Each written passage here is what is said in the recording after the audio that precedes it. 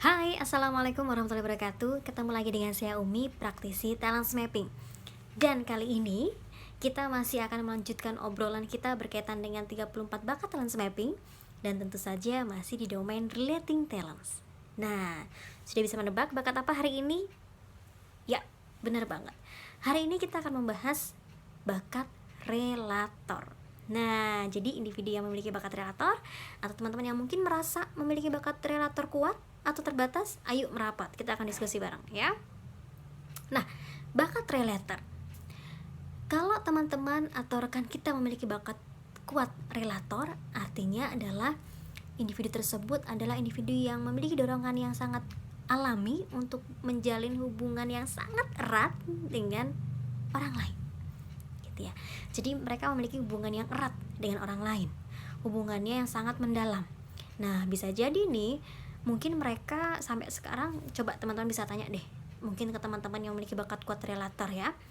Biasanya mereka masih berhubungan erat dengan mungkin teman-teman yang ada di TK atau SD atau SMP karena mereka memiliki hubungan yang sangat mendalam sampai sekarang. Gitu ya. Sampai detik ini mereka memiliki hubungan yang sangat dekat. Gitu. Jadi mereka kalau sudah dekat ya akan berusaha menjalin hubungan baik. Nah, itu menarik banget nih teman-teman. Kalau kebayang kalau kita punya rekan gitu yang memiliki bakat kuat relator dalam tim kita, sudah pasti yang pertama bermanfaat sekali untuk tim penjualan ya. Makanya salah satu aktivitasnya adalah sebagai seorang seller. Kenapa? Karena seller itu bisa membina hubungan, kemudian misalnya jadi juga customer service gitu ya. Dia bisa membina hubungan baik dengan konsumen, dengan relasi gitu ya. Selalu menjaga hubungan baik. Gitu. Jadi itu yang dimiliki oleh bakat kuat relator. Nah, karena bakat kuat ini, teman-teman, ada hal-hal yang harus diperhatikan juga, yang harus diantisipasi. Kenapa?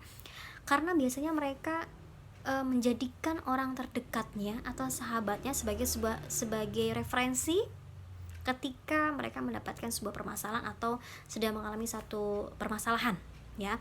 Jadi misalnya dibandingkan mereka merujuk kepada nanti katakanlah yuk kita ke rumahnya yang ahli gitu, entar dulu aku punya temen nih, aku tanya temanku dulu. Jadi mereka sangat ketergantungan bisa jadi dengan individu yang jadi sahabatnya karena hubungannya terlalu dekat tadi ya. Sehingga ini hal yang harus diantisipasi oleh teman-teman yang memiliki bakat kuat relator. Misalnya yang pertama, kemampuan untuk bagaimana memilah orang terdekat yang mau dipilih itu siapa. Jangan sampai salah memilih orang terdekat gitu, karena kita akan bisa melihat kita dari orang terdekat kita kan ya. Jadi itu yang satu hal yang menarik ya.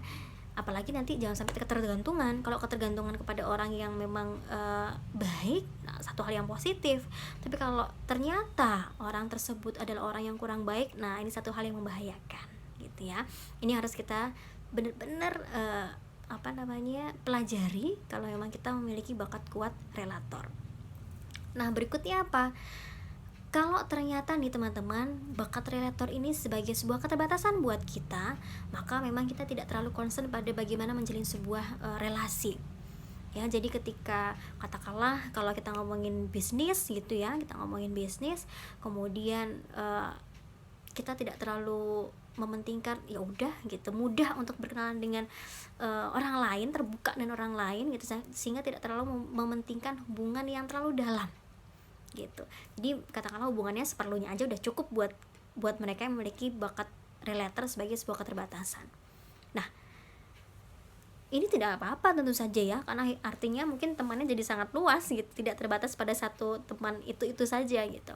Nah, cuman teman-teman, kalau ternyata kita membutuhkan relasi yang lebih, hubungan yang lebih dengan orang lain, terutama yang berkaitan dengan bisnis, dengan organisasi, maka kita bisa bekerja sama dengan teman-teman kita yang memiliki bakat kuat relator. Atau kalau ternyata harus kita yang melakukannya, maka kita bisa membuat mungkin sebuah agenda ya, sebuah panduan bagaimana kapan kita harus menghubungi yang bersangkutan, misalnya membuat jadwal, sehingga ini membantu kita untuk bisa tetap terkoneksi dengan orang lain walaupun bakat relator kita adalah sebuah keterbatasan. Karena lagi-lagi teman-teman, ayo kita fokus pada kekuatan kita dan kita siasati keterbatasan yang kita miliki supaya kita bisa tetap menjadi orang yang produktif dalam aktivitas kita sehari-hari.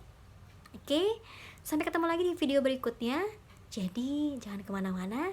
Sekian dari saya. Wassalamualaikum warahmatullahi wabarakatuh.